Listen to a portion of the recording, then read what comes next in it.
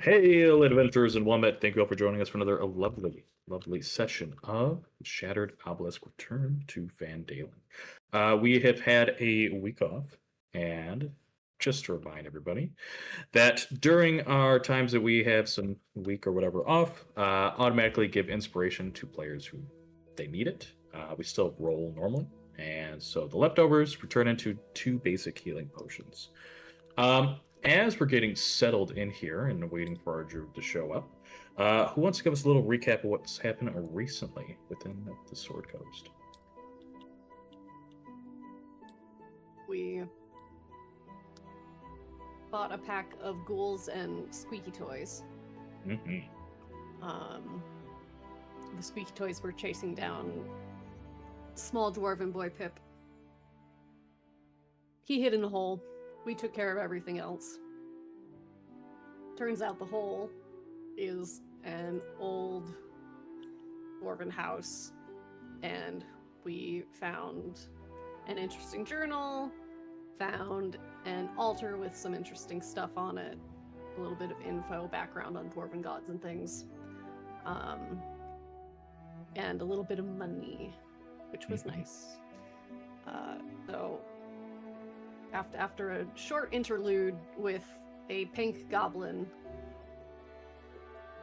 we headed home, and as we were getting back towards town, the barrier that's up around it, currently the bubble of magic, has been growing very slightly larger, and the source of the power seems to be coming from the town green. But we checked in with Magnus, Alex, Wheel of Fortune, our usuals. Alex didn't have anything for Sir Dusseldorf's condition, but they also didn't have a fucking coat hanger for me either. Also that. So they're working on it, but other than that, there isn't too much going on in town. Radoth and Darren fought off some goblins while we were gone. Yes, I hear you. And Baleen is currently missing. She got taken while we were gone, it seems like. Signs of a struggle, etc. So now we've got an extra person to be looking for. We found out a little bit of history of the family Talhund from Gwyn, and a little bit more on the big 3 dwarven gods. The Talhund have a crypt that we need to go to look around, and a couple of other places that's Talhunder off or whatever, and Gibbet's Crossing, I think. Anyway, the Talhund are tied to Dumathoin. My god, Cat, are you gonna make it?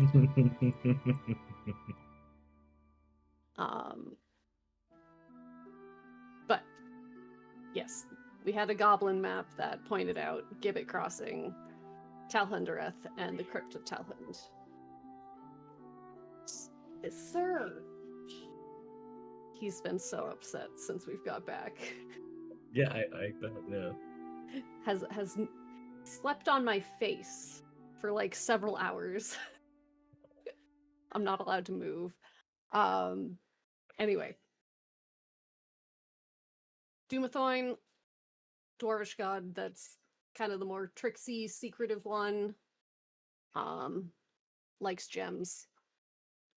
So, getting all the information we could have gotten out of the town, we headed down the Tribor Trail. Didn't have too much exciting happen. Came across, like, a backpack with a symbol with an eyeball and some ram's horns and SOB written on it somewhere. So who knows if that's important or not? I don't. But we ended up at the river, kind of leading towards Helhundereth. And after a lot of digging around, found a small gem and a rock with a hole roughly gem-sized in it. And we used that to find a secret pathway into just a big rock face. And so we ended up in what's probably the crypt, but I don't think we've actually confirmed that it's the crypt rather than Telhundereth itself. But one of the big doors was propped open with just this bolt of old cloth.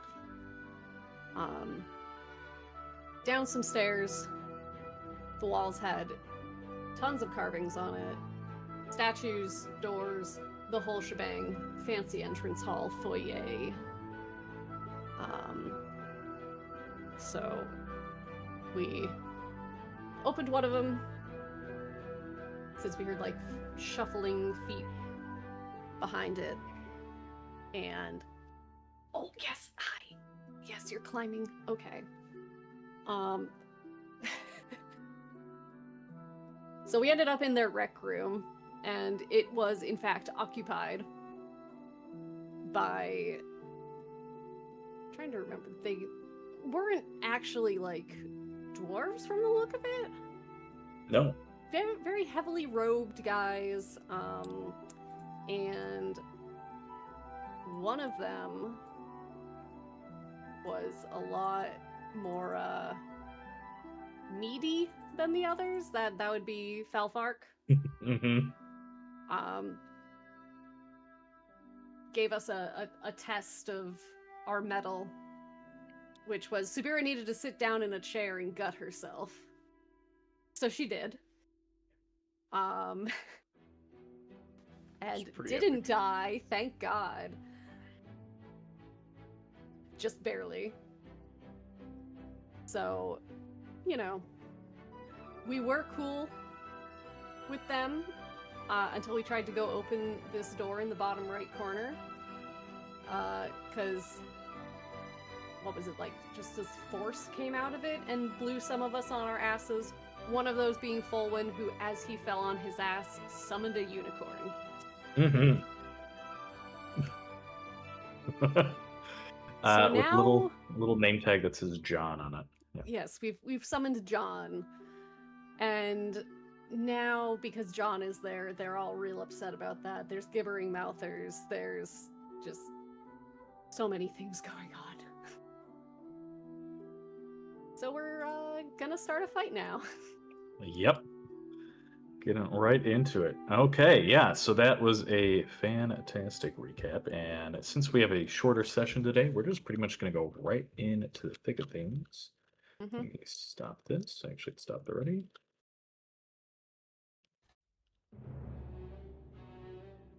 So, now with this fey celestial creature that seems to have just spawned right into the ether, little name tag around its sort of muscular horse unicorn neck says John in quotation marks. Sort of neighs and raise up its legs forcefully.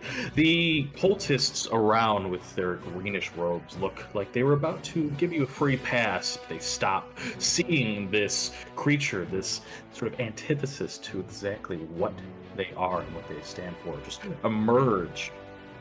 They draw their weapons and attack. The cultists in the sort of long, faded green robes pull long swords out from underneath their cloak. Think of very sort of like Lord of the Rings kind of Nazgul kind of style, and swing. A few of them step forward. We see the northern doors open,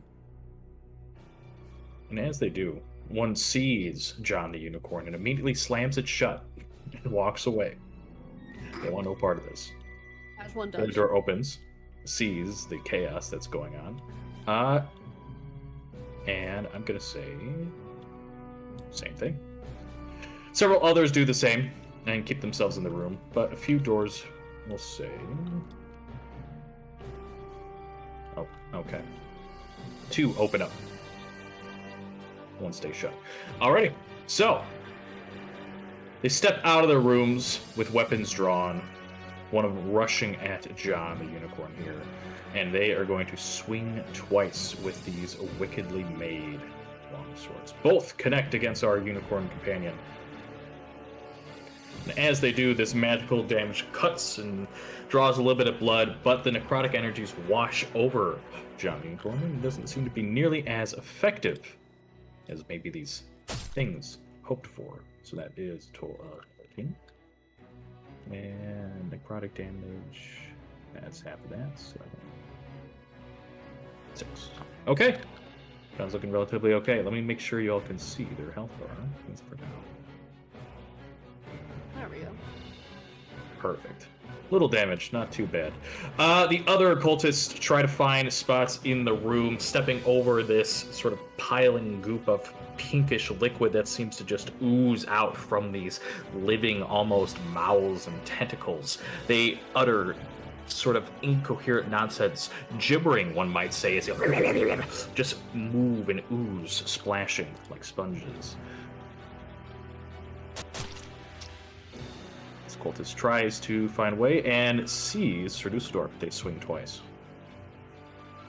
1 critically misses, and you know what?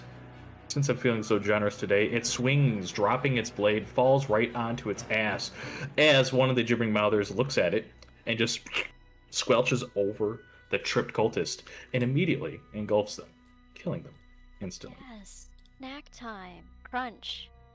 Mm-hmm. Much. The other one in the doorway to the east sees potential targets, and they are going to swing their wicked blade at... Oh, sorry about this. This is at Fenwick. 2 swipes at you, Fenwick, with this necrotic blade. The first one you see coming, you duck under the way, but the second one hits, grazing your arm. 9 slashing, 7 necrotic. The blade is magical. And that is my cultists. Does my resistance still apply? If you have resistance to necrotic, yeah. Oh, okay. If you had any resistance to slashing, I don't think I gave any of you magical slashing resistance yet. That's pretty high up to be able to do that. So this would bypass if you have just normal slashing. These are definitely strong blades. Okay, with that, Bolwin, you're up.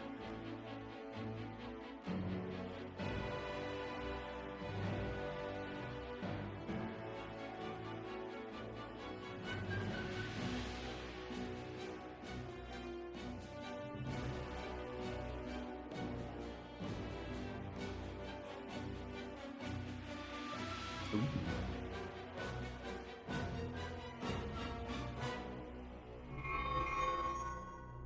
This could be a lot of people. Yep, look at all that. Mm-hmm.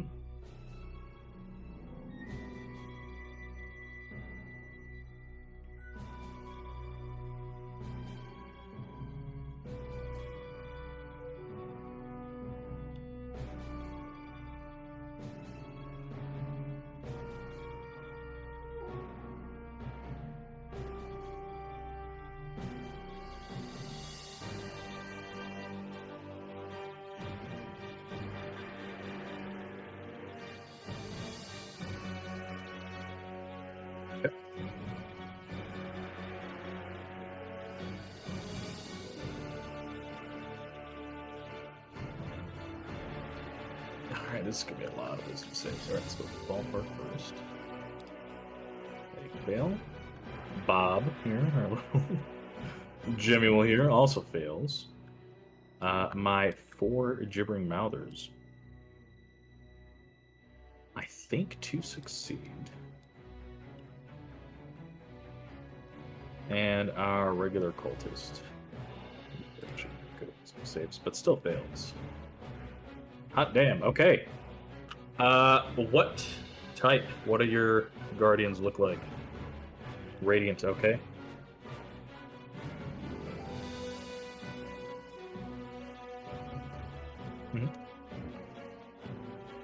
Oh my goodness, magical floating spiders. Okay. Bullfrog growls. I hate spiders. Perfecto. All right. Sounds good to me. Radiant energies washing over most of the enemies in the fray, doing pretty good. Let's start. And focused of the damage. Beautiful. All right, Pullman. Anything else? Go to Sabira. All right. Bonus action, rage. I'm gonna do wolf to give advantage to people against anything I'm standing next to. I stare at the unicorn real hard. So tempted to just dash over there and help it, but no, she sighs and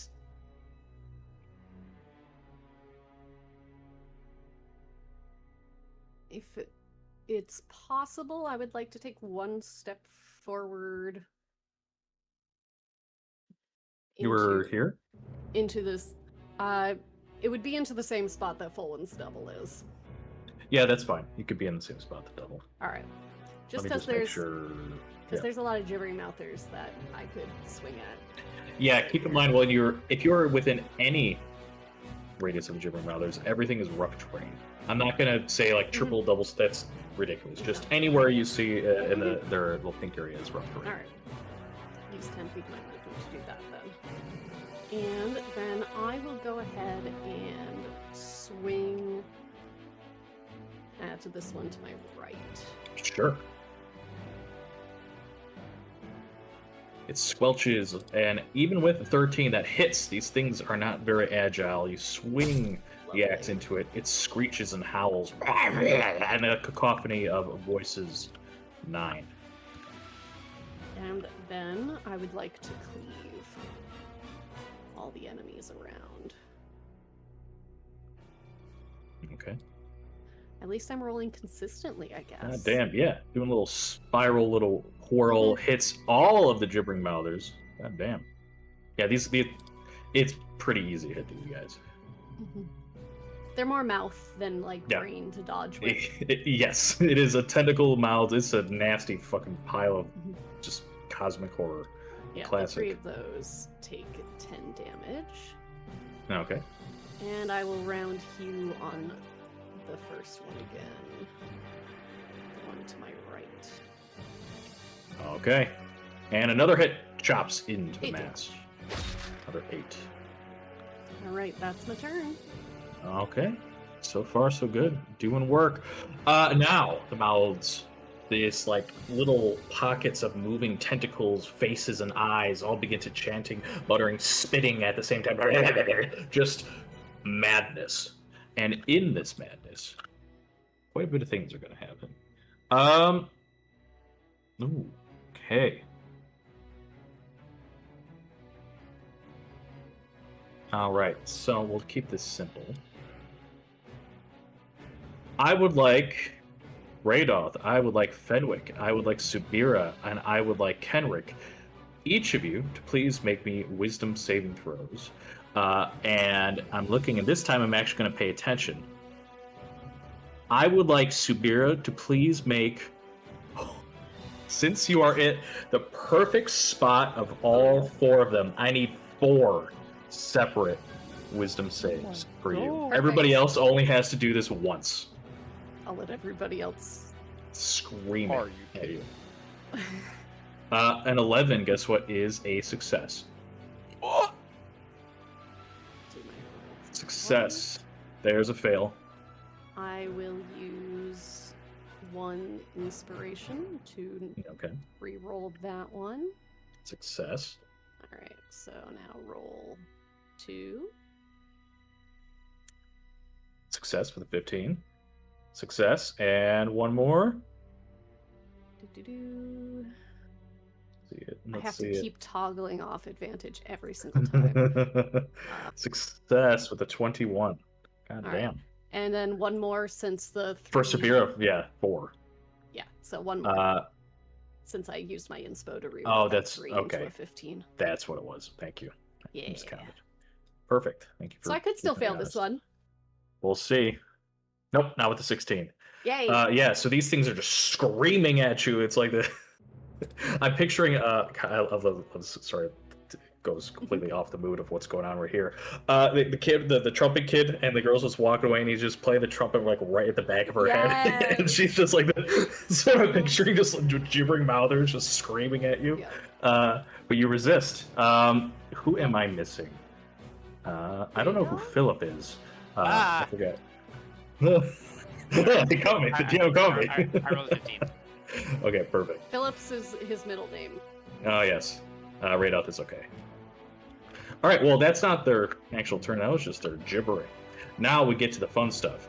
So, as this happens, and Sabir, you are making a lot of friends. So I think at least 2 of them are going to try to spit at you. I need you, please, to make me 2 dex saves, as some of the mouths, 2 that, let's say, like the southern one's going to block together, kind of curling on themselves. They open their mouths as giant, like, spitballs of glowing light just fly out and propel, hitting you. That is a failure. And the second one. Success. Okay. You completely avoid the second one, but one of these bolts of light strike you right in the side of the chin, explodes like a flashbang. 25 points of radiant. And you are now blinded until to the end of your next turn. Takes all my temporary HP from the unicorn, plus a little. Okay. Okay, so there's those. The other 2, one will spit at Radoth, so Radoth's going to make a dex save. 14 is a success. It's an all or nothing. And the wounded one that's trapped, we'll say it is going to turn and look at Kendrick. Please make me a dex save, Kendrick. 12 is not enough. A sickly, radiant bolt of light that splashes against your face. Just kind of... I'll use 18 inspiration. radiant. Okay, go right ahead. And fail once more. Beautiful. 18 radiant, and you are blinded until the end of your next turn. But guess what? I'm not done yet. Subira, being blinded. Now a total of 3 bites with advantage. Chomp at you. 1, 2, 3. Wow, only 1 gets you. Little chomping at the leg, 8 magical piercing, and as it does so, it pulls you to the ground as it starts to loom over you, ready to consume you.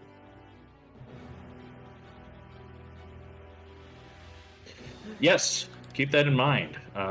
You can read that, that's fine. Do not... Yes, if you die, it'll just straight up eat you. Of course it will. Okay, yeah, so don't die. But that's the plan, anyways. That is the plan. Sorry, I was double checking here. And we'll go to Kenrick, bite with advantage. With a crit! Oh my goodness.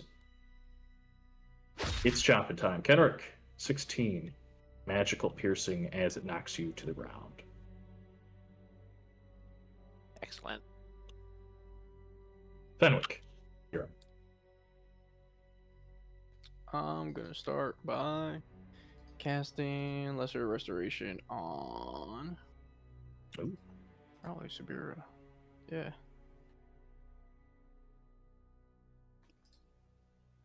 Coolio. Thank you. No more blind. No more blind. No more blind. And I'm gonna use I suppose, a telekinetic push bonus action. I'm gonna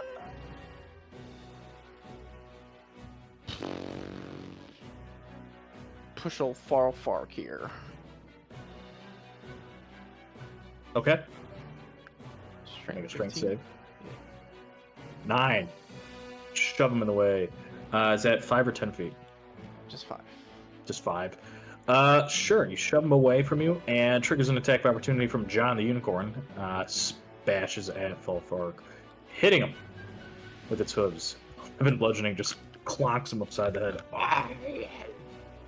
Huge. I'm gonna end my turn. Perfect. The southwestern door opens. You see another one of these aberrant cultists, this time taller, its robes more inlaid with almost like purplish filigree. It stands upright, its eyes glowing, steps forward. Magic swirls around their body. And you notice that instead of swords being used, it unfurls tentacles where its arms would be, just splashing to the ground in this mutated hybrid of a human. It looks and wordlessly raises up its tentacles as energy coalesces around and flies off the tip of each tentacle for a total of actually 3 beams. We are going to... Well, who's the best target right now? Luckily for Seducedorf, it's right around the corner, so it wouldn't be them. Spear's prone. So it'd probably be one of these two. Or the horse. Okay. How mean am I going to be? Fenwick is. Okay, 3 beams of Eldritch Energy fly at our lovely druid. Oh my goodness. Oh! Shield. Or shield, yes. Mhm. Yeah, that thing. 3 beams of Eldritch Energy fly at you, casting shield, protecting yourself. Bounces off. Nicely done. Hot damn. Okay. Yeah, the creature just kind of lowers its tentacles, seeing that it didn't work. They are going to do one other thing.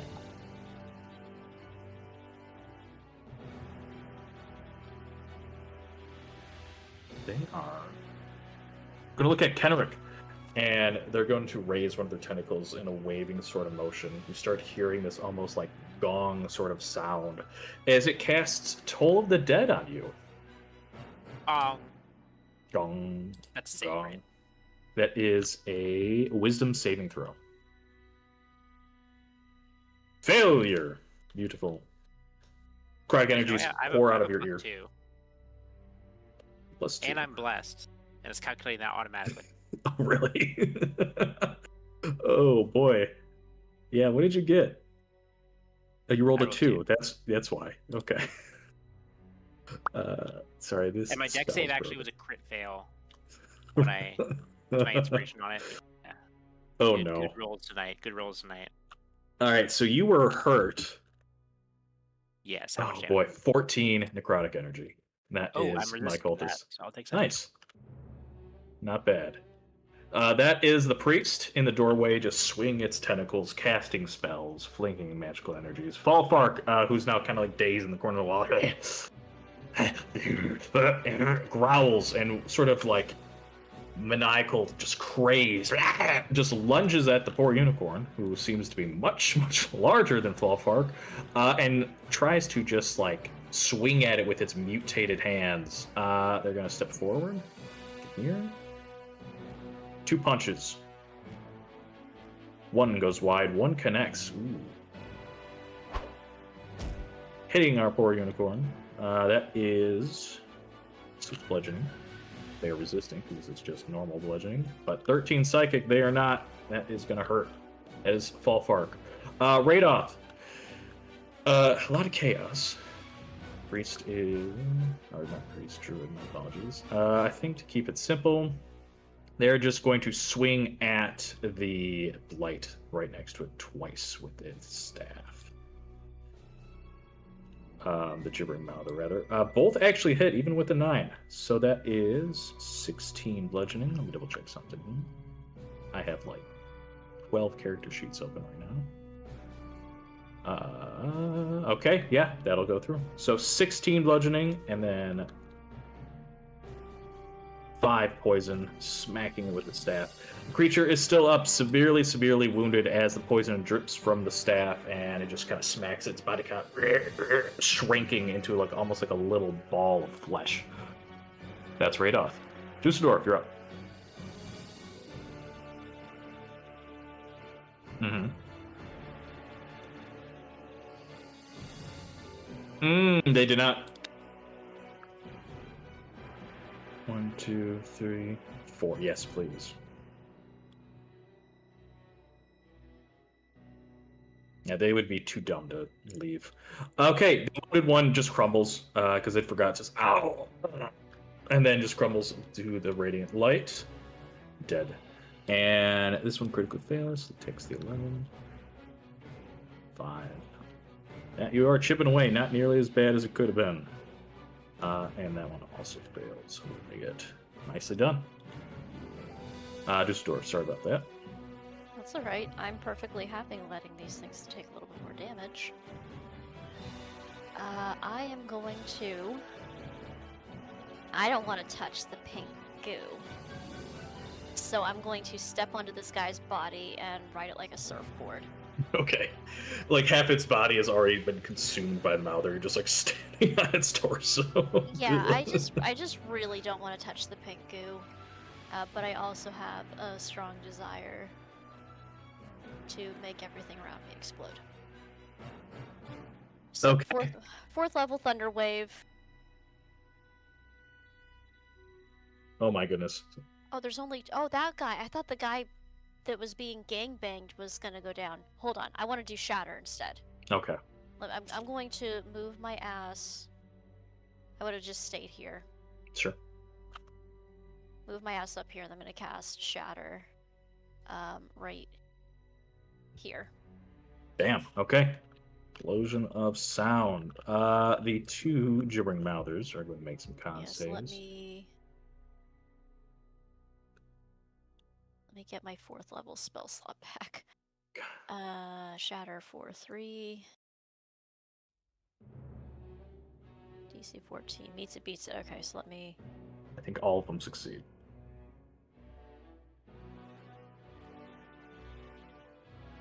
I mean, 10's not bad.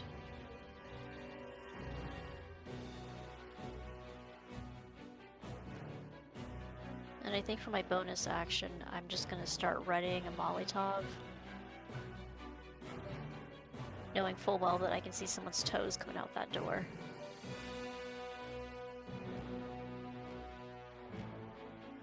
Okay. All right. Would someone in the chat here be so kind as to roll me if they don't know? Oh, it depends on who's winning. Okay. Then I will decide. No need to roll then. I think I already know who's winning. So, as this is all happening, John the Unicorn's magic seems to be growing at the tip of his unicorn. You start to see like a shimmering portal of energies. Something, it sounds like, is trying to sort of force its way into our little foray here. Kedrick, you're up. So that hurts 10 damage. Actually, let me double check. Okay, yeah, that's it. 10. Alright, so I want to stand up. Okay. And I know, now that I'm blinded, I know Subiru was somewhere over here, so I'm just going to swing right in front of me. Okay. Do so with disadvantage.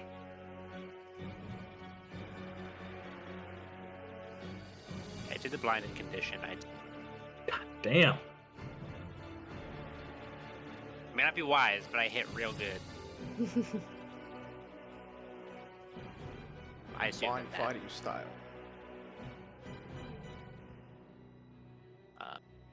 That's 16 slashing.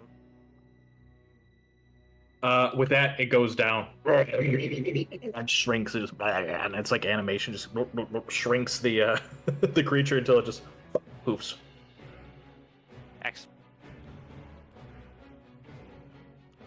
My vision started to come back to me. I'm gonna attack this guy. I can hit real good. Damn. Yeah, you do. I mean, they're just constantly gibbering and just speaking I nonsense. Kidding. Oh yeah. The northern or southernmost one? This one here. South. Got it. Drop. Still up. Severely wounded. Question: is this a fiend, or is it like an aberration? think your second guess is probably right. Okay. Yeah, fiends are more like demons and stuff. Okay. Devils and demons. Anything from like weird space, just craziness is apparitions. I'm trying to knock you over with a free shield bash. Can you Okay, make a strength save? sure. I'm I gonna don't know fail. if these things can be knocked prone. Yep. He's tipped over on his side now. You smack it with his shield, and it seems like it tips over on its side until it just and the mouths just move in a different direction. It is immune. There is no up or down. Okay, that's fair. It's just No Go up, no next. down, only mouth. only mouth. Exactly. Bob, a Do little I get bouncing. to save Sure. against blinded, or is that just until their next turn? Let me double check. And a target has blinding until the end of the. You regain your vision. It's just a temporary effect. Okay. Yeah, it's just like a little flashbang and explodes and blinds you for a sec. All right, our little bouncing Gemmuel will boing boing boing bounce and move right towards poor Radolf. There's in the thick of it here, and they are going to try to leech themselves on Radolf first. So they are ally here. Cheddar tries to move. He is not very nimble. He may be very strong, but he is slow. He is, almost a 70-year-old man. As this Gemmuel just kind of latches onto his shoulder, chomping down. He is going to take 16 piercing as it chomps on him. Luckily, he still has that 10 HP. But as it chomps, the Gemmuel slams psionically with advantage. 22 to hit. Radolf for only 9. So 4 actually. Okay, not nearly as bad as that could have been. Gemmuel is now attached. Up next, John the Unicorn. Say that again. Wisdom save. You're right. Yes, it does. Let me attach it. I'll just leave it there. That's fine. Wisdom save for the Gemmuel. I'm going to succeed. I'll roll up. I'll just scroll. I think it was pretty close. 11, thank you. So 5. Okay, not nearly as bad as it could have been. John the Unicorn. They are not big fans of Falfark here, and so they are going to raise up their hooves, bring down twice. Holy shit, so that is 18 bludgeoning. Hoof's gonna smack Falfark in the face. You hear crunching a bone, wounding him. Oh, we're not done. This is technically a legendary creature, so the hooves come down again, hitting. And this time, instead of the hooves, it lowers its head and stabs with its radiant horn. 13 is actually a miss, though.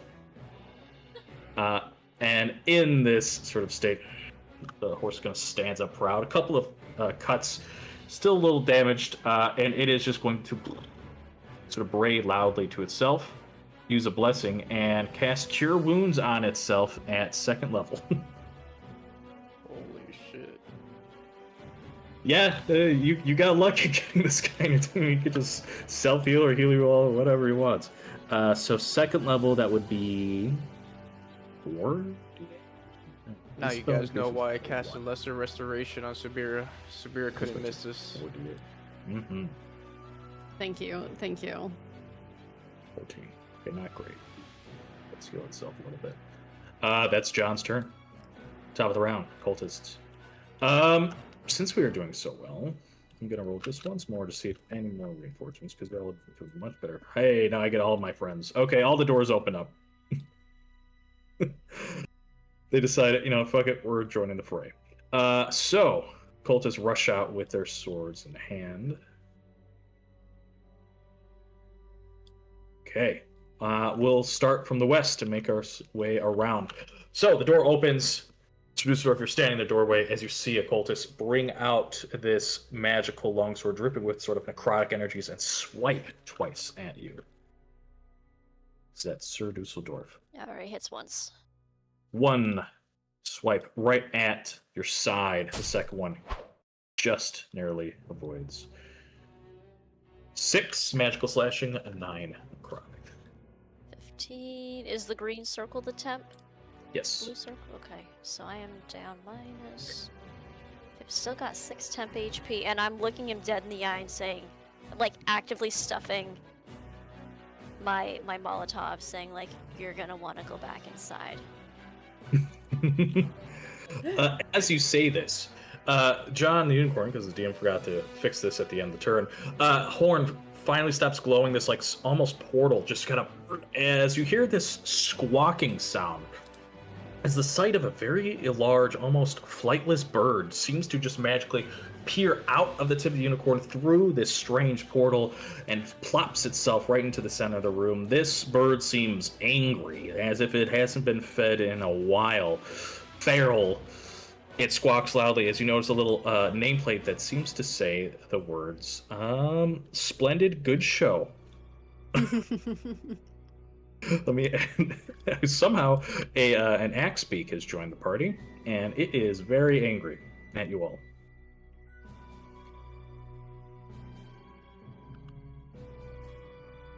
Perfect. All right, that's one cultist. John the Unicorn's going to take 4 swipes from the long swords. All but one are going to hit. Ouch.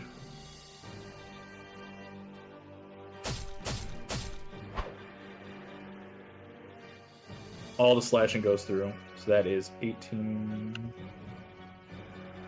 Another 5. Unicorn's looking a little bit beat up now. So that was 7 necrotic, which was 3. Oh, they're all 7. That just gives one like these. 6. Okay. John's about half health right now. One of the cultists brings out their sword and swings twice at Full Black. Double hand, just trying to find spots in your armor. Cuts at your shoulder and arm. All for Fulman.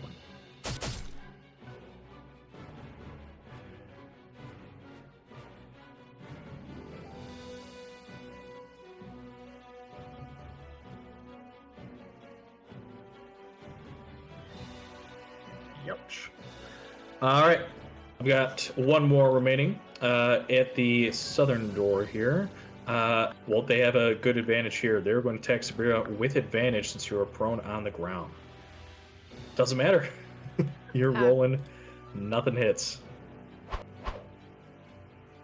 Those are my cultists. Full one, you're up. Oh, there it goes. Goodbye, Blender. Spear, I'm going to move your token for a sec. Sorry. Go ahead. Oh, you got it? All right. Perfect. And I'll move you back.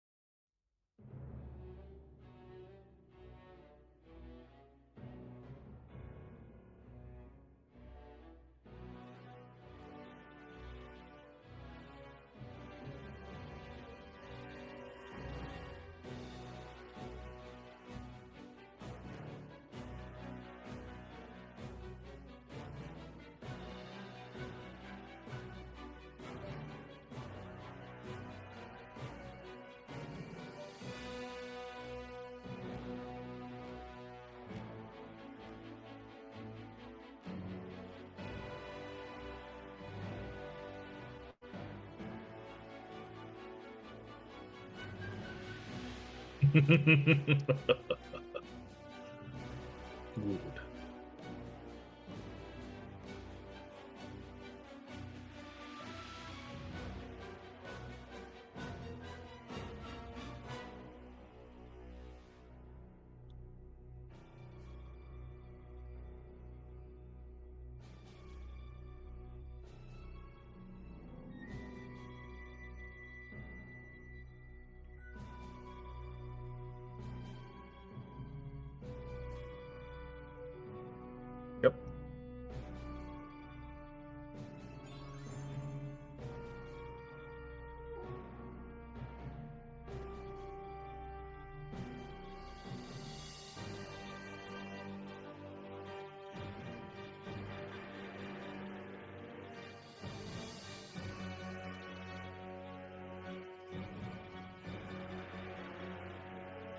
Yep.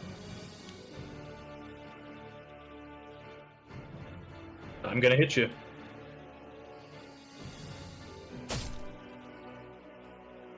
Seven magical, 2 necrotic.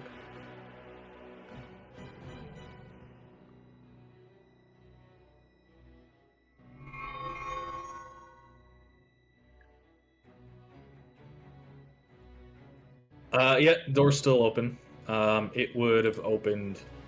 I have to think about what a normal door would. It opens and hurts. Yeah. Okay.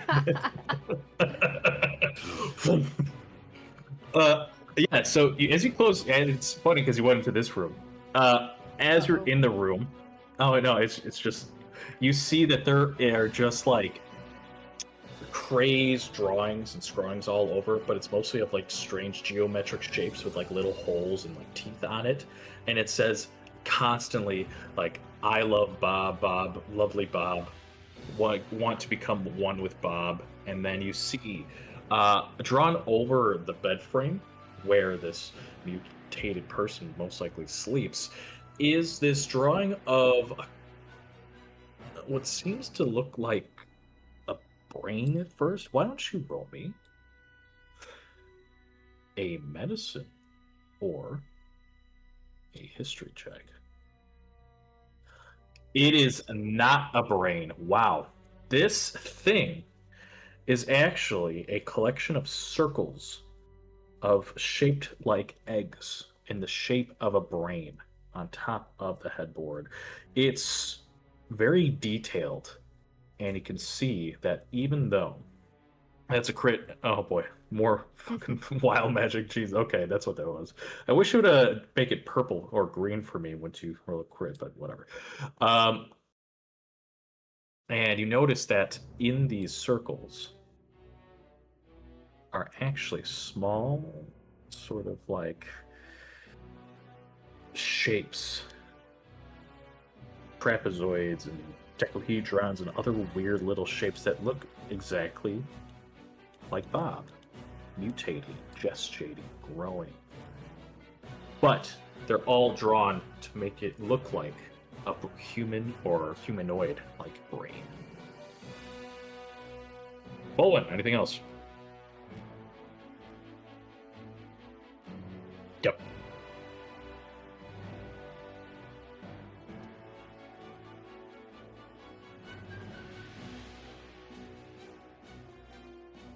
Sure.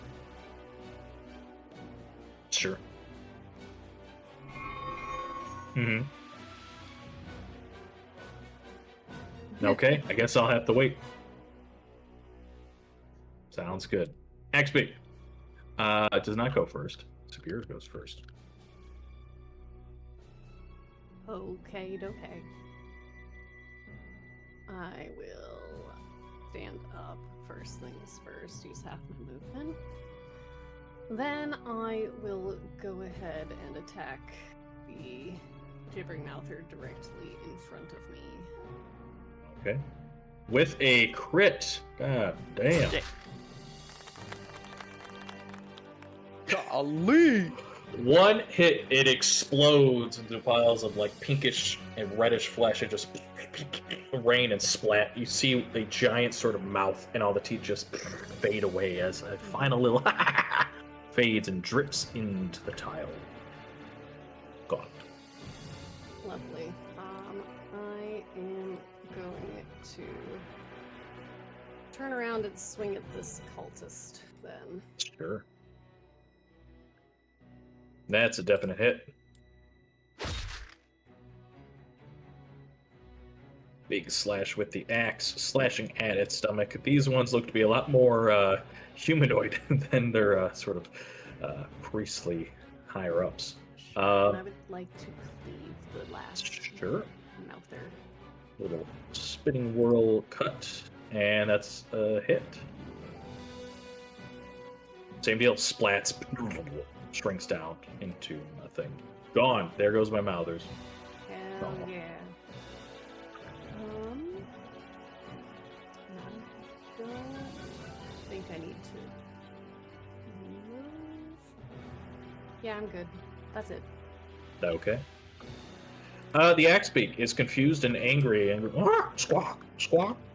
I've been summoned by someone in the chat, squawk. And they are going to angrily lash out the nearest thing besides John.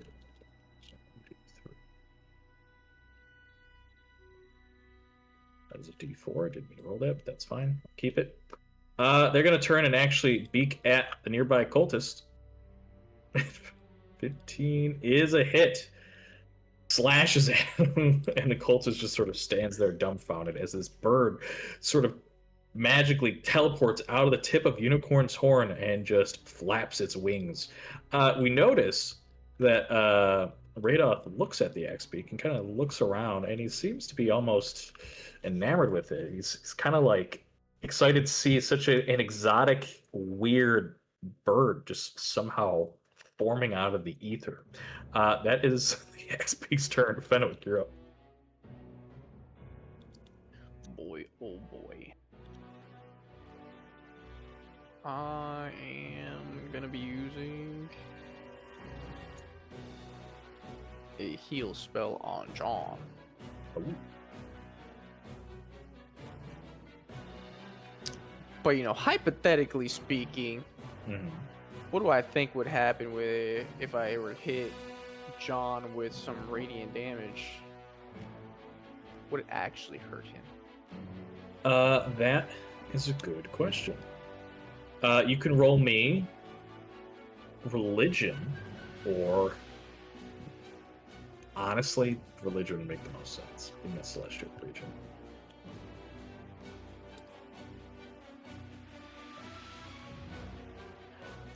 Even with an 11, that's not terrible. Unicorns they're mystical, but they're sort of like the most commonly known celestial strange creatures. You would assume it probably would be okay being a pure sort of almost like light living on these higher planes. Okay, well, cool hypothetical, I suppose. I'm still gonna heal him. Okay. Fall. Healing word. Healing word. All right. And a Little starry healthier. wisp. One of these fuckers over here. Yeah, I'll give him a hand over here. Let's see, I'm gonna try to blast this guy. Perfect. Starry wisp.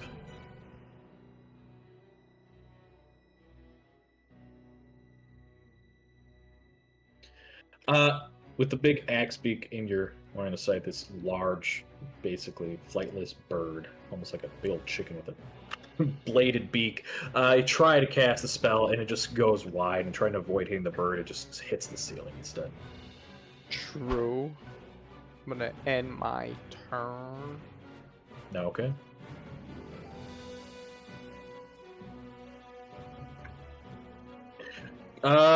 Yeah, we can do that if you'd like. That's totally fine. We deserve a little short rest. Sorry, yeah, 7:30 my time, so an hour. Yeah, we can do a quick short rest.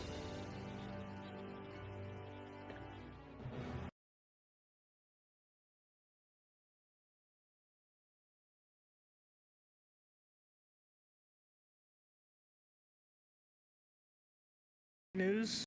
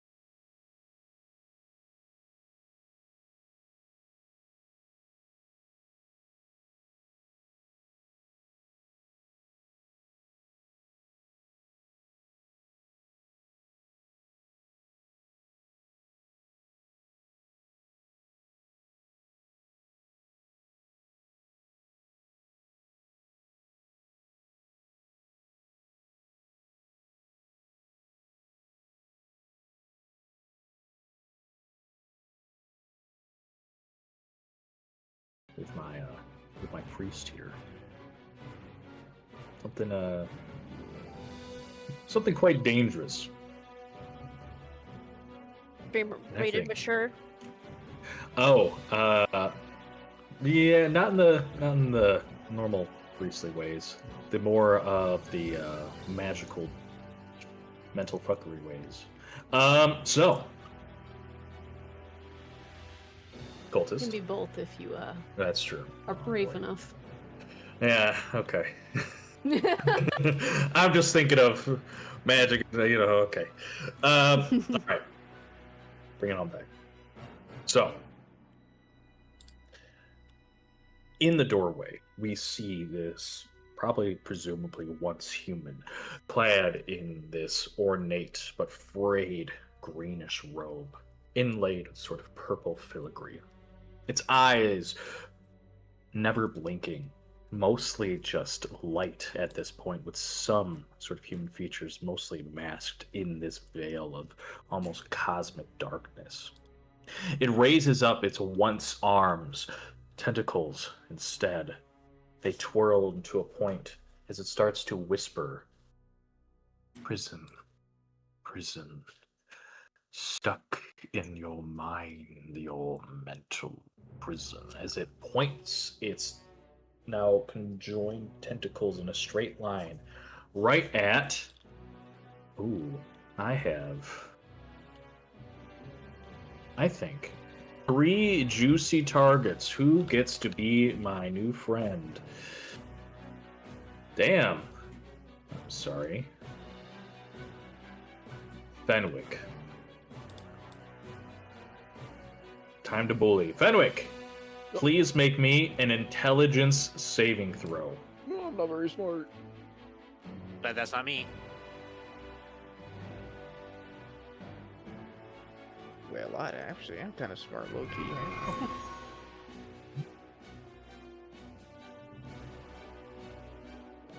We see, flying from the tentacles, an illusionary almost cage start to form and wrap around Fenwick. They start to metal bars of pure cyanic energy force around, squeezing down around your head. But an 11 is not enough. 13. Blessed might save you. 13 is not enough. Wait, I'm blessed? I thought blessed was only A D4. always for saving throws. This is a save. I'm pretty sure you can roll Saving, blessed. I can't remember what it's for. Saving throws. And saving. Okay, 17. That is... I'm not sure why you have an advantage on intelligence saving. Oh, you used lucky. Oh, lucky. Yeah, 17 is a success. This was a tough one. You're still going to take damage on a failed. This is a 6th level spell, and I rolled real bad. Real bad. Okay, yeah, this mental prison tries to constrict and just wrap around your mind. You avoid it, washes away, as you are only going to take... That is 5d10. On a failed save, on a successful save, the target takes 5d10 damage and spell ends, so nothing else. So you're going to take 19 psychic.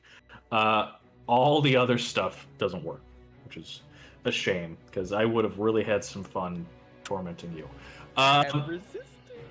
Ooh, my goodness. Okay, so half of that, only 9. Damn, wrong person to target. It turns, seeing that the spell was pretty ineffective. Steps forward, and I still get to do some tentacle swipes, and they are going to step here and look at Kenrick and swing at you twice with a tentacle lash. First one, Kenrick, 18 just goes wide. Parry it with your shield that bounces off as this wet tentacle splashes. The second one swipes at you from the opposite side. This one goes wide, way over your head. Cultist, if it could make sort of motions, probably would be a little phased. Falfark, desperately swinging away at poor John the Unicorn. Just like a feral animal. 2 swipes. Both are going to hit, though. So only 2 bludgeoning. But the 11 psychic goes through. And 4 bludgeoning. And that 11 psychic will go through. Okay, yeah, John's looking a little bit beat up. Can I Still, take a okay. reaction when he missed me? Yes, I you gotta can. remember I've got things I Oh, can do. go right when I ahead. don't get hit. S- Um, they are 10 feet away from you, though. Oh, you're right. Yeah. I'm doing the whole big old grabby arms, yep. That's fair. That's fair. Okay. Yeah, maybe if you had a glaive or something, but sadly with the sword too far away. No worries. Yeah, Fulfark just wailing away. That's it. Radar starts their turn with Bob attached to their chest, just draining the life. They are going to take 5d4. 17 piercing. This thing leeches away. It's hitting their true health right now. At the start, is it Bob's turn? Sort of its turn. Never mind. I'm going to give that back to Radoth. Sorry, I misread. We'll ignore that. Okay, so I think then what they're going to do is literally just take the whole time to try to get this thing off its chest and just try to pry it. On a failed save, by spending 5 feet. Okay, target creature DC 15. Okay, that's what I was looking for. All right, yeah, they're just going to try to rip this thing off with a crit. I'm gonna say that was so easy for Radoth. They just pry off. Bob flies to the ground. They still have their full action, and are just going to smack twice with the staff, but missing both times. Just swinging as this little thing, boing, boing, boing, bounces off the way. Radoth positions a little bit further here, and that is their turn. Dusseldorf, you're up. I do things. I now thank God this guy is out of the doorway, because I'm gonna launch my doodad, my Molotov at him. Oh. Are his cloaks ethereal, or are they real world they're the real. Oh, this sounds flammable. Here you go. You can have that. Okay. I will throw a throw plus 3 attack. Roll 13. Do I need to use my bless? I believe 13 is gonna miss. Okay, let me roll an extra d4. 15? 15 is just barely a miss. It splashes right next to him, we'll say, so he's only gonna take half. Gosh, I wish I had like some sort of a wind spell. Wait. What? Bless. That was bless. That was the 2 Oh. that I just rolled. You know what? I don't know how Your shit I together. can't remember how I know I gave you the damage before. This is just a regular Molotov, right? Just rum. It's just a regular Molotov, Okay. and you were Think having me... I don't remember what the initial damage was, but the damage every turn was like 2d4 or something like that. Yeah, that sounds about right. Let's say, since we'll just scale it up a little bit, so we'll say the initial hit would have been 2d10, since you're fighting tougher enemies and you're using better booze. We'll just get Great, that. no problem. Let me just So roll it takes 2 one- ones. It's going to take 1 point of damage. It barely touches the clothes. It crashes on the ground and starts to ignite a little bit. But while standing in the fire, it didn't actually hit him, so he's not on fire yet. If he ends its turn in the fire, then I'll say he will catch on fire. But these guys are a little bit more intelligent than that. I'm gonna look at Kenrick and say, can you push him in the fire for fuck's sake? And then I'm gonna turn to the guy that's in the door, Mhm. and I'm going to say, go back to bed, and then I'm just gonna close the door. Oh my! This is a classic. Classic problem in games and whatever is doors are always a fucking issue, especially when players can just slam the door repeatedly. So the enemy's trying to open up the door and then you close it. And the player so I yeah, will leave it's it open if you need me to leave it open. No, you can slam it because it'll try to open it or just break it. But that's fair. We can This use is the a doors. really slow close. Oh, Go back to bed. even better. He's just. You know what? I'm gonna make a wisdom save. You don't want to be out here. There's a man on fire. I roll an 8. It looks at you. Back to prayers. Closes the door, or lets the door close, and sheathes the blade and walks away. Yes. God. Hallelujah, and all those other prayers.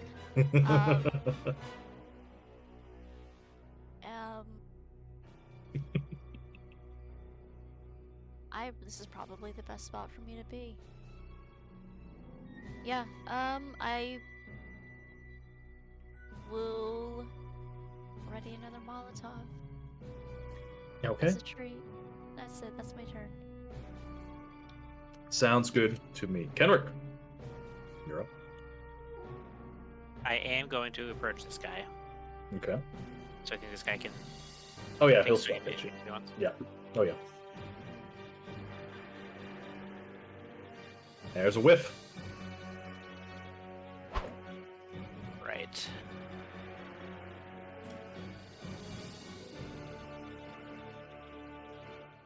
Let's do this. 21 to hit. There's a hit, slashing at its chest. Robe's kind of cut open a little bit, and you see this like sort of. It seems like they're wearing like a loosely patches of chainmail, but underneath, through this like now large cut in its robes, you see this almost like writhing mass of like tentacles in between its flesh, interlaced, kind of moving and undulating. 12. Can you make a strength save for me, please? Yes, I can. I critically fail. Is he standing in the fire right now? Technically, yes. It's at the very edge of the fire. So if I pushed him 5 feet away Yep. and stepped forward 5 feet, would I be in the fire? Yes.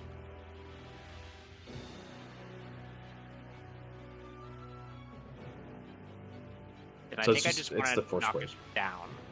Knock him down. Sure. I'm fine with that. You knock him down.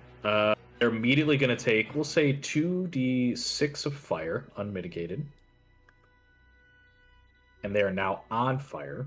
So we're going to take the 5 points of fire right now, and being now on fire, they're just going to take continuous fire damage unless they use an action to bat themselves down. So that's just pure 2d6 fire at the start of their turn, every turn. Excellent. Then I'll hit him again. All right. God damn. Knocking them down on their bum. Big slash, and they're also sapped, so I got to keep that in mind too. I hit the wrong. No problem.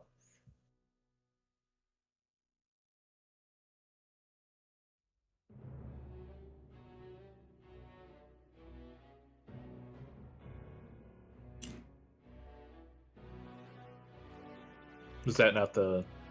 Oh, okay. 13 slashing. 13. Got it. Yeah, I thought we'd just take the slashing damage and ignore the radiant. But if you want to get rid of the whole thing, that's fine too. Not a big deal. Yeah, because it's not undead. So it How is he not- looking? This guy is pretty hardy. The tentacles wrapping around his body. Clearly, there's some eldritch sort of magics within it that's mutating him to sort of harden. The fire's damaging him. The sword's damaging him. It is not wounded yet, but it is getting hurt. This thing is quite beefy. Okay. I'm going to action search.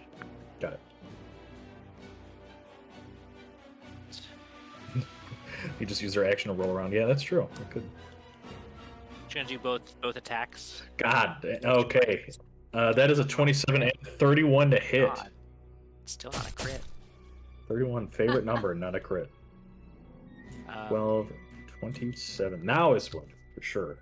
2 swipes with the blade, cutting into the tentacles. Splats of flesh just kind of fall to the ground and writhe and immediately pop and sizzle in the fire. Let's see. Can you make a wisdom saving throw for me? Yes, I can. 12. This guy has the frightened condition until the end of next turn. Okay. Unless he's Sounds good to me. immune to that sort of thing. Let me double check. He is not immune to being scared. Still technically human, barely. So it is afraid. And then, yeah, I'll just do a little second wind on myself. Call it a day. Okay. Jobs good. God damn. Kicking ass, taking names. All right. Bob up next. Bob is just hungry for flesh and doesn't want to deal with the celestial thing, so it will go towards the to the axe beak and try to attach itself onto the axe beak.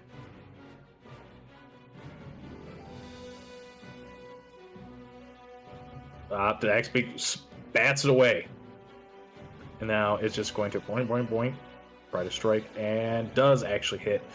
Oh no! So Bob gets smacked away, bounces up on its little, like, it's almost like little tentacles on its little sort of like triangular frame, pyramid frame, just bling, and just slaps the poor bird, touching its temple, and the bird shrinks down, and then poofs, returns back to the Feywilds or some other strange place that the unicorn summoned it from. So it is not dead; it's just returned home. Will we see them again? I don't know. That is our axe beak. Farewell, buddy.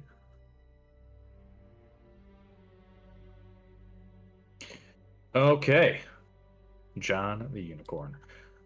They have been beat up a little bit. They are able to heal themselves, so they are going to cast Cure Wounds, 2nd level again. 15 healing. I got that. 7. Okay, so heal themselves a little bit, standing proud and stoic, being sort of swiped at people. They're going to do this. Now that they are surrounded, they're going to lower their head without provoking an opportunity attack and charge half their movement right here, striking at the nearby cultist with advantage with their radiant horn.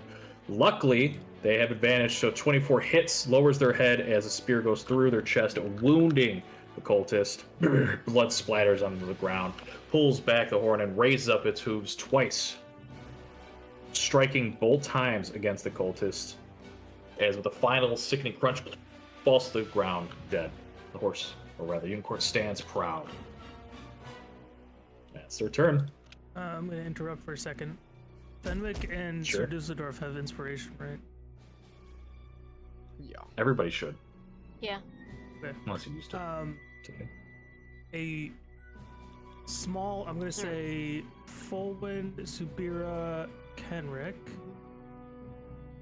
Kenrick, so a small little moat appears out of nowhere, and then it lightly just taps your forehead as you feel inspired by TK Apprentice. Ah. Thank you. Thank you. Did you one? Perfect. Missed that. Thank you so much. Right, yes. So, little inspiration gently floats towards you.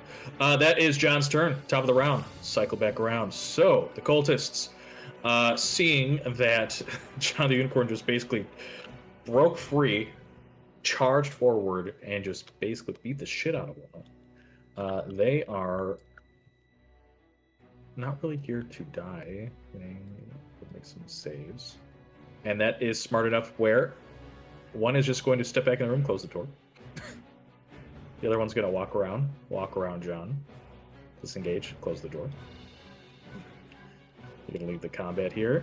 And one is still alive, damaged, so it'll still keep fighting to the death. It will attack Subira twice. And I think this time... Okay. With the spell. I forgot to do it. That's fine. I won't worry about that. It's just going to swing twice at you. Okay. One hits, one misses, slashing at your arm. 3 magical slashing, 7 necrotic. Okay. Bowling. You're up. Open the door. Take stock of the situation. Looks like we're doing pretty good. What I'm up to here. I'm going to bonus action my duplicate over here. If this guy's dumb enough, he'll take an attack of opportunity. Technically, but Let me see. um, I'll make an intelligence save to see if they're done. No, they're not going to. oh, also, anyone who cares, make a perception check to maybe see what might be different about me. Okay. Just go into the room. Yeah, give a little haircut. Oh shit, someone actually succeeded. The DC for this is 20. Because Yeah, Of course, I would notice- know what's different. You notice You're my ward. True. my hair is like one shade lighter. It went from like white to bone white. Yeah, it was eggshell before. Yeah. Oh. It's Mhm. very incredibly subtle. I mentally make a note of it, and I'll just ask you about it later. New highlights? Ooh. Frosted tips. Okay, we're going to attack, and I'm going to attack with advantage because my good friend is next to my enemy. Mm-hmm. So 20 Ooh. to hit. That is 9 bludgeoning, 5 fire. I'm going to regain 5 HP from that. Pixels of health. And yeah, I think that's gonna be it. Okay. Sounds good to me. Sabira, you're up. Okay. I'll hit the guy in front of me Okay. with you. Baba Booey, Baba Booey. That is a crit. Nicely done. God damn. 20. Split in half. Dead. Ah, Very dead. Alright, now where do I go? That's the fucking question. Let me step over here. I can't really see much around the unicorn, so I will do my second attack on the guy. All on right, the you have floor. advantage. Alright. God damn. Big chop into the priest. Pixels of health squirming around into the fire. And there's nothing around for me to cleave, so that'll do it. Alrighty. Fenwick, you're up. I'm gonna try to finish him off with a little star raise. A little starting gasp. Okay.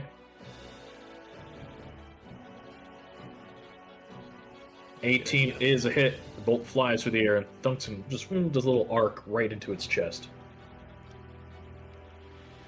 15. 15 damn. God damn.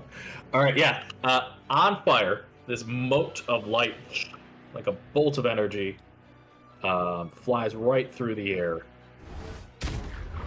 Incinerates, shrivels up, half its human form kind of crumples as these like tendrils of sort of otherworldly tentacles just burn and sizzle away, returning to the ether. It is very dead. Nice law. I'm gonna stand over yonder. I'm gonna push this bozo Bob. Little Mr. Boing Boing Boing Boing. Boing, boing, boing, boing. Yep. Keep in mind, folks in chat, this fellow has a -5 to strength. Learn to laugh. Go. Yeah, if you just chuck him like a fucking baseball, where's he going? All the way back to the door. Hike. Yeah, just you chuck it back to the door. Yeah, okay. It's so light. It's literally just chucking a ball. So I'm gonna say, why don't you roll me 2d10 of bludgeoning, just as you just whip it against the door, like a grapefruit. Yeah.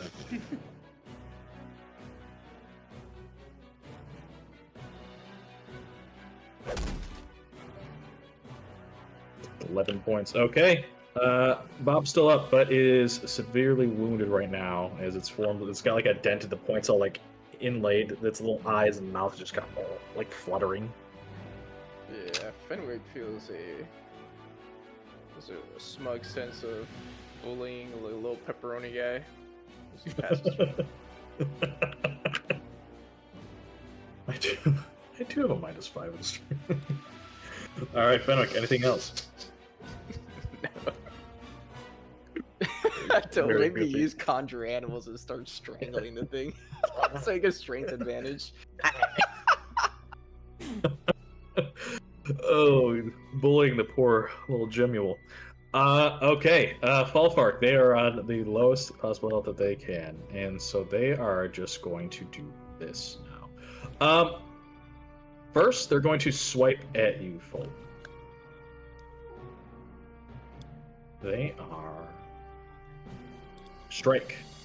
24 to hit. Swinging right at your jaw. 10 bludgeoning, 11 psychic. Which is exactly my temp HP that I forgot to use. So, there you go. So, And as it does that, it pulls back its like mutated hand, and you see this like swirling mask of this greenish, purplish light form out into a twisting spiral. Hits. Only does 6 psychic as it kind of wraps around your face for a little bit, hitting the corners of your eyes specifically. I need you to please make me a wisdom saving throw. Which you succeed. You are not frightened. That's for the moment. Seeing that you are still up, it lowers its back as you see its bones begin to split out of its shoulders. Fleshy sort of wings furl out of its back like a small little chasm. As it tries to fly away, these like little bone burst wings, and pushes itself away from you. Exactly. And it is going to flee.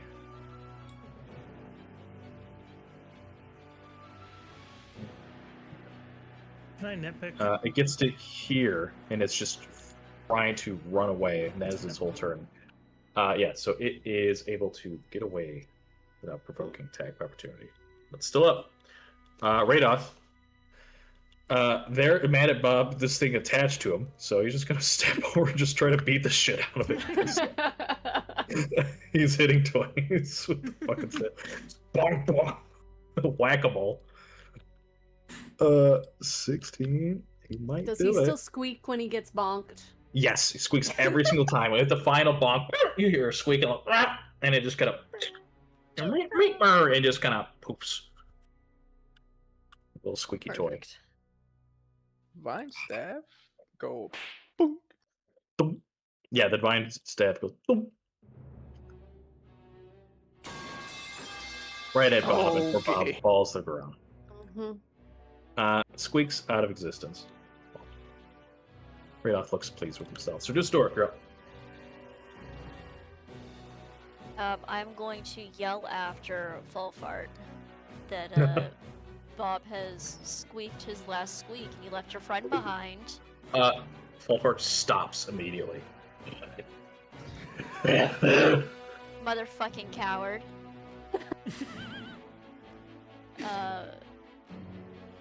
Get back here. I'm gonna make this with disadvantage. I fail.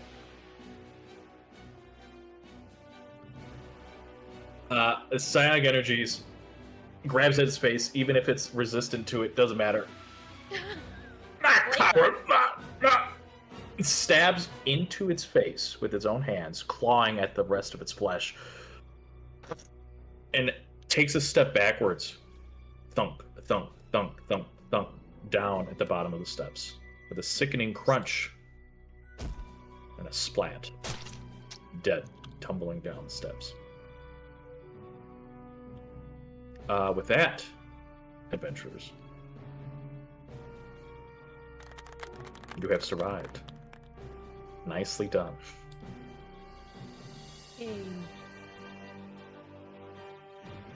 Oh my goodness. Alright, we need to be quiet because there's 3 people that are praying right now, and I'm not looking to have them decide to not pray. I'm gonna go back in this room, see if there's anything like useful, or if it's just fucking crazy ass drawings. Sure, go ahead.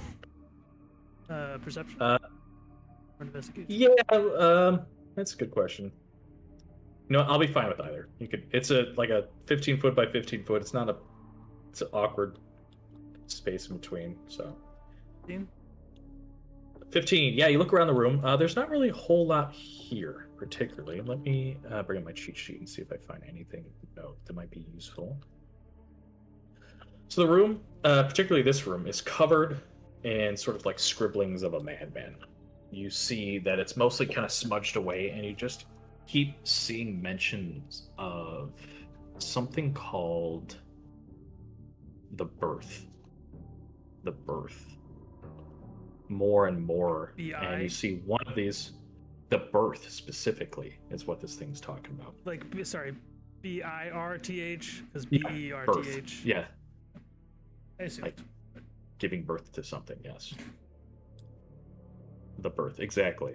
And it keeps like this like madman sort of scrolling all around, and you notice that there are all these little circles, like triangular sort of shapes that almost seem to have like evolve as it kind of wraps around back to where you saw that like pseudo brain thing, which was really a cluster of almost eggs. And one of them that is wrapped around in this clockwise fashion, the most sort of triangular geometrical shape that basically the encephalon gemule looks like. One of them is written Bob underneath, and it's circled and hearted.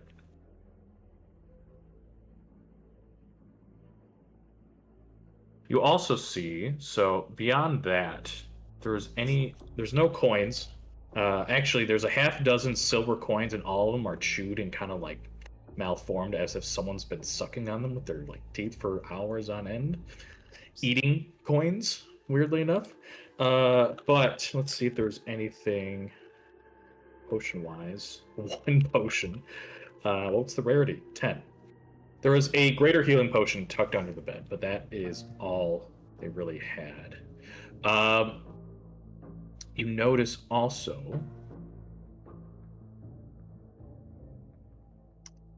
Yes, so they mentioned the birth, and last but not least, with the 15, I'll give this to you. It says, like, underneath that weird cluster of eggs in a brain shaped, it mentions 3 voices become 1.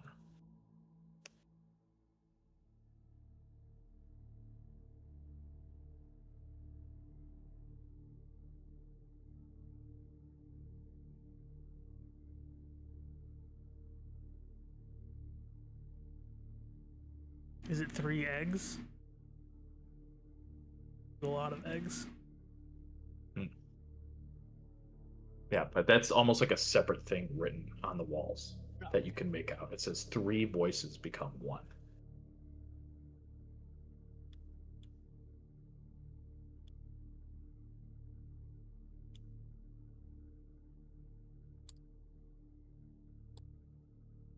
At the same time, I know you walk over to John the Unicorn.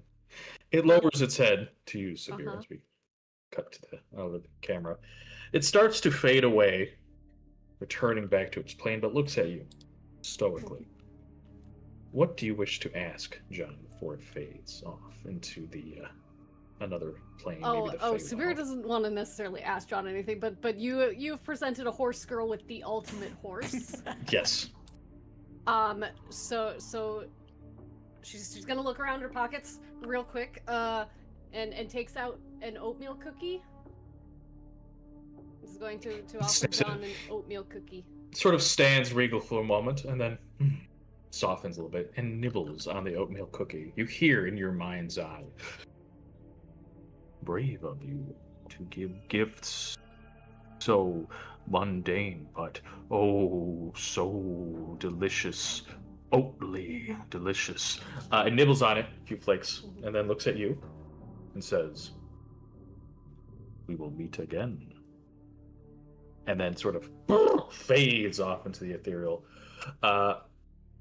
And yeah, it just kind of walks past, and you see as it walks into this like little portal it made for itself, you just see a field, dozens and dozens of other unicorns and hundreds of horses all running through this like meadow, this like pocket of the Feywild.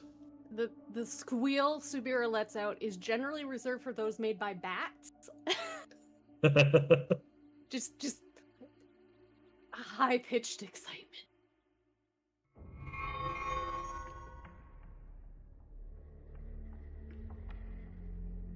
As it happens, you feel that this unicorn, this John, has left an imprint on you.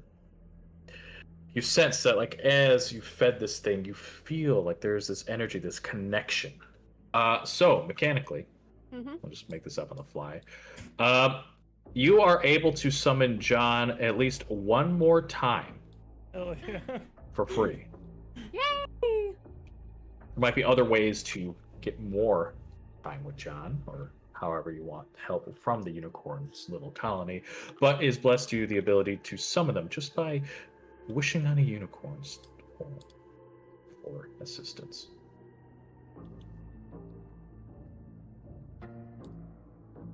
You could literally be like, God, I wish I had a unicorn, and then he'll actually show up. Oh. Very By the Have way, one use of wish, but it can only be used to wish for a unicorn. Yes. So, That's what it is. hey, I wish you want to for roll a you. perception check real quick?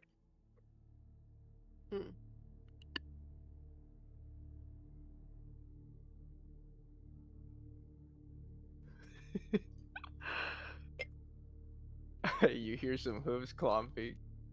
You turn around and I'm a horse unicorn. You wild shaped into one.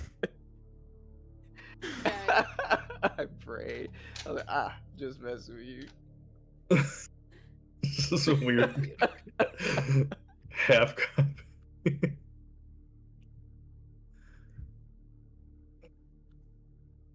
Pet the pony.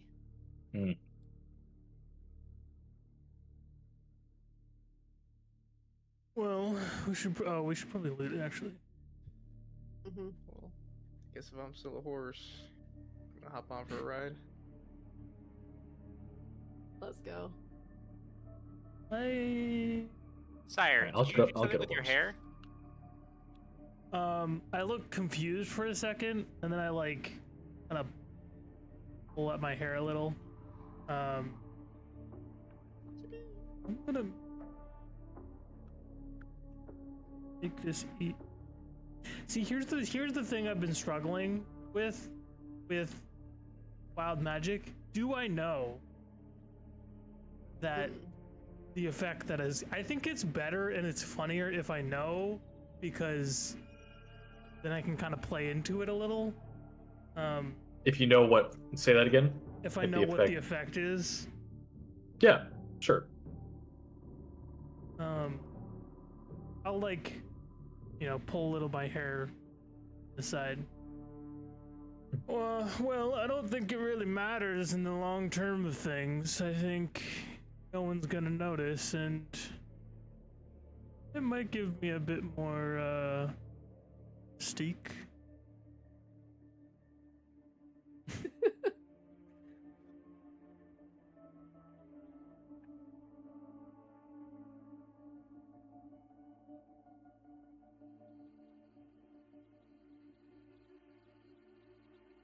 Less.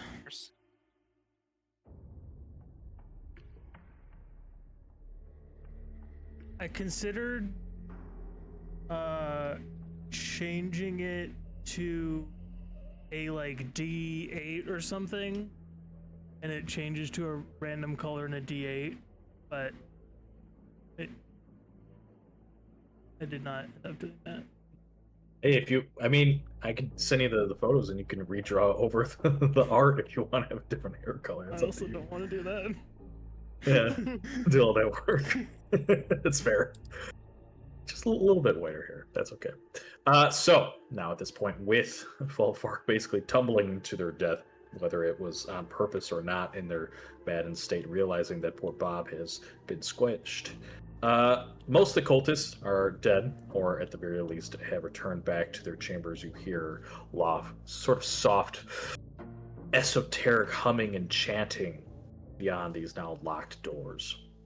The fire finally stops, as there was only one Molotov on a stone ground, kind of fades away into a little bit of now smoke here.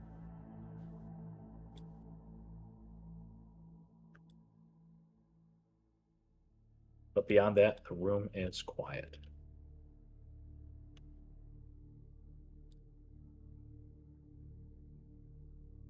You're roasting marshmallows, yeah.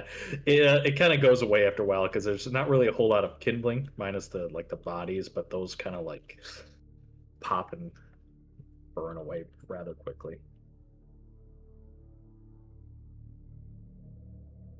All right, so this all started because I opened this door. Is there anything even meaningful here? No, the whole Great. room, all of the Fantastic. crates and the bed, it's all been eaten away, and it's just a pile of now crusted over purpley pink goop. Fantastic. What an absolute waste of time. Yeah, but we got a unicorn out of it, so that was pretty sick. Made an ally. There's yeah. that. There's that. I'm gonna look over Falfark, see.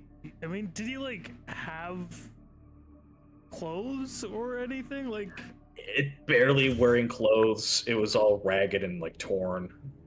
He wasn't wearing armor. The thing was protecting him was that his body was like mutated, so there was like pieces of scale, bone, almost like basically of like chitin just growing up its side. It was something weird was going on. This guy was probably an elf at one point, but is just beyond recognition. I will use my Lightbringer mace or whatever the fuck it's called to kind of poke through it a It's little Lightbringer, yeah. and Sure. see if I can find anything. You poke through the body. There's not a whole lot, but why don't you roll me investigation check to see if there's anything else of note that you might have missed. Oh my fucking 20. god. Guys. Is that another crit? Oh Guys. my god damn. Yeah. That's it. Twice Alright. in one session, let's go. I want you to. I want to make it known that I'm 15 feet away from you. Make it known. Yep. When it rains, yeah. All right. What spiciness is going to happen? So yeah, you dig through the clothes and the body. You notice that most of it is unusable. There's nothing really here. He looks like he had a potion. Maybe it is a hit, but it broke. It's probably like a simple healing potion. Nothing too crazy. But you see on its body, beyond the mutations, there's sort of these like green streaks all through its like flesh, especially its face. You see the letter M sort of like stamped onto its neck, almost like a brand. And then finally, you notice that in the insides of its body, through this like twisting, mutated flesh, you see tiny, tiny, tiny little specks of almost like dust. Best way that I can describe this is like imagine the beach, like twinkling sand, that beautiful light that you get bouncing off, and they're gently sort of flowing in, sort of like a river kind of deal. Except it's tiny bits of black, almost like a pepper, that's all through its flesh, that bounce off the light being shown from Lightbringer.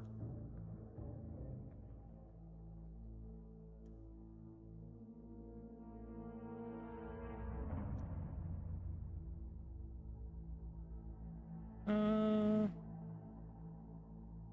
think I'm gonna go with. These is actually useless based on what my character is.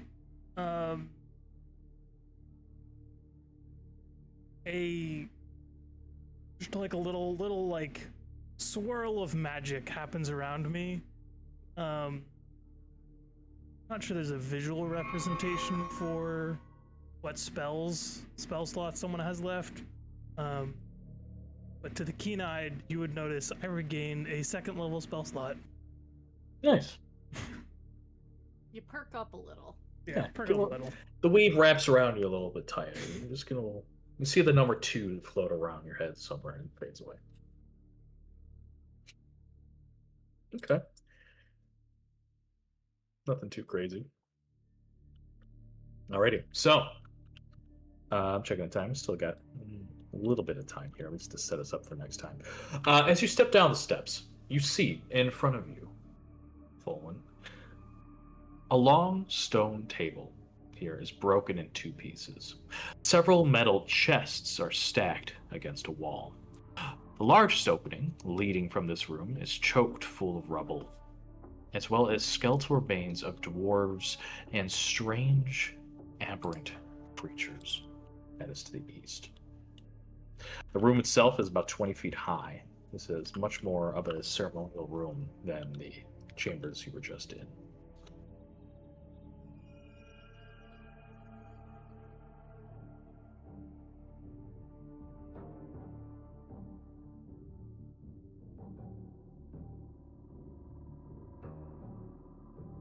As both of you get closer, further into the room, you begin to see something strange. For a moment, the table shimmers and a projection of memory almost seems to play. The table is fully made upright. The room covered in talbards that fade and kind of flow. You notice that there are these symbols on each of the talbards on the walls. In the real world, the walls are completely like bare, and there's like pieces of like scraps on the walls. The metal rods were giant, sort of flowing, family sigils would be, are just completely like bent and broken. But the symbols look like this, and you see written in Dwarvish. Do either of you? Well, I think Subira, you would know Dwarvish, right? Or I can't remember. I know Goblin. You know Goblin. Do either of you know Dwarvish? No. No. Either of you going to call me down? Because you know my lazy ass ain't going down there unless you Do I ask me know to. it's Dwarvish? Yes. That's the thing about the Dwarven language. Everybody knows that it's Dwarvish. It stands out.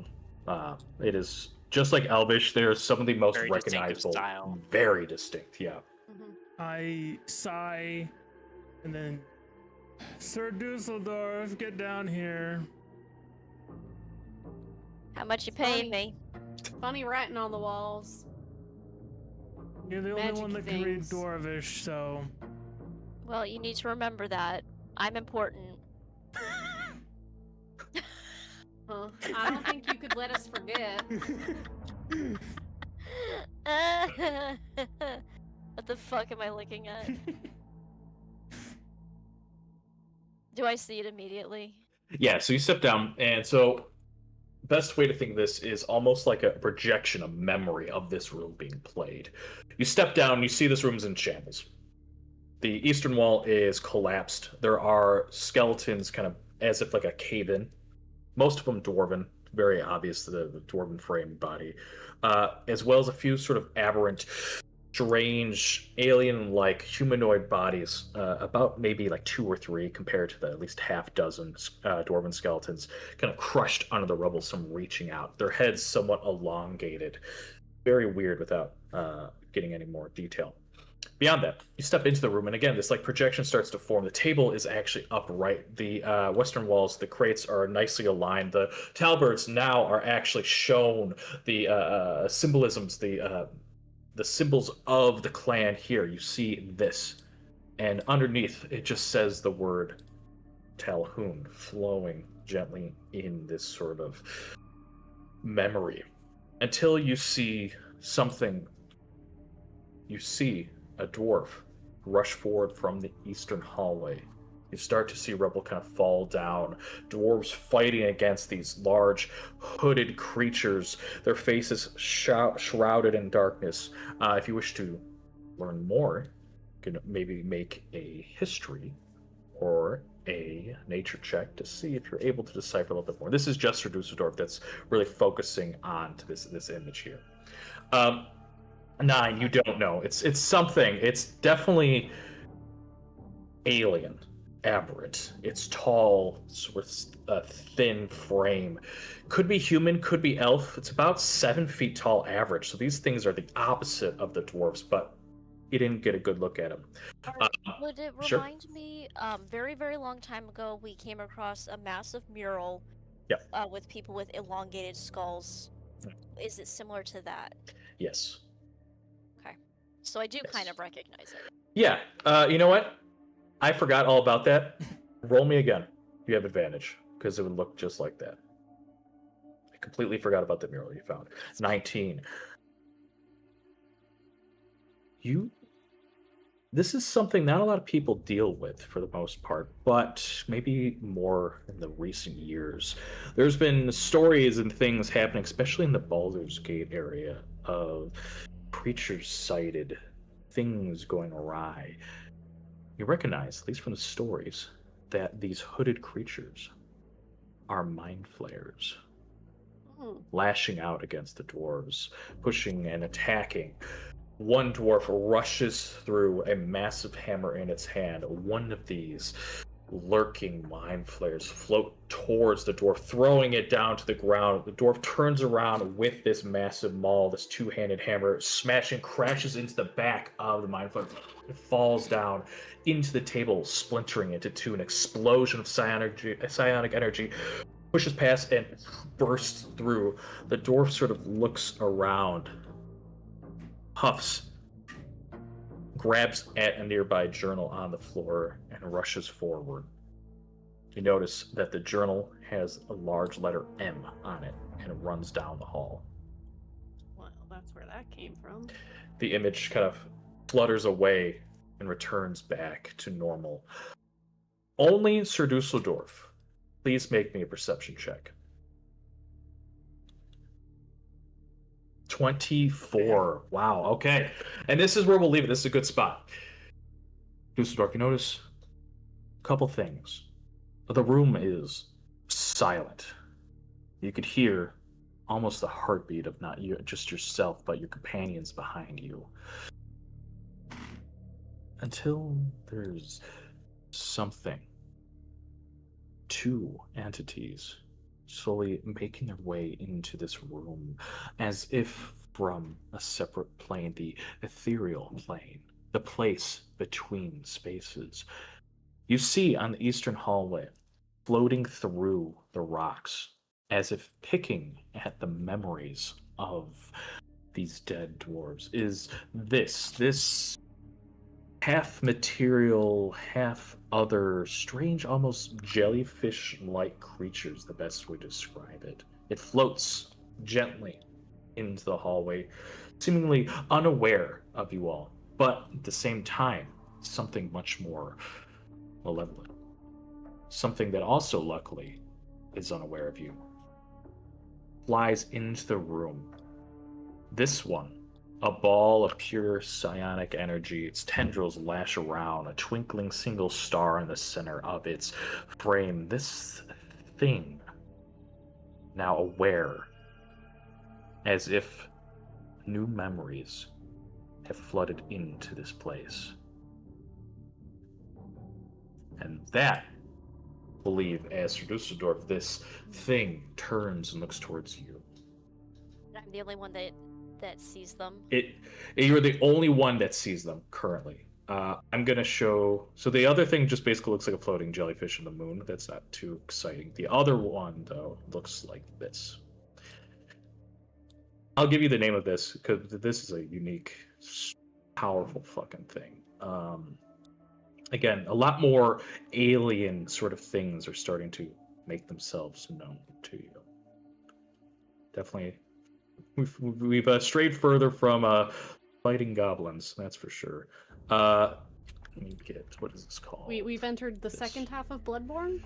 Yes. Okay. Oh, yes. This. Something Ooh. almost beautiful to behold, but something that shouldn't exist in our plane. This thing, again, almost seems to be eating the memories nearby and is now aware of something that is creating or feeding into this room's latent pain. Your memories in your pain. Fantastic. So, gamers, adventurers, thank you for a lovely session. I know today was a little short. Thank you, chat, for hanging out with us. As we'll figure out what happens next time with these weird, well, at least one feeding on corpses and latent memories in the hallway, and one now aware of you. Good fighting in that room. I was definitely prepared to really hurt you all, but you all kicked my ass, and I love it. Is Fennec still a riding horse, just clapping upstairs? Yes. Okay. Just. I'm doing this for Sabira, right? Oh. Mhm. And Sabrina's all the way down at the bottom of the room. We went on a lovely little trot around the room for a while, but the curiosity of what it was at the bottom of the room was too much to bear.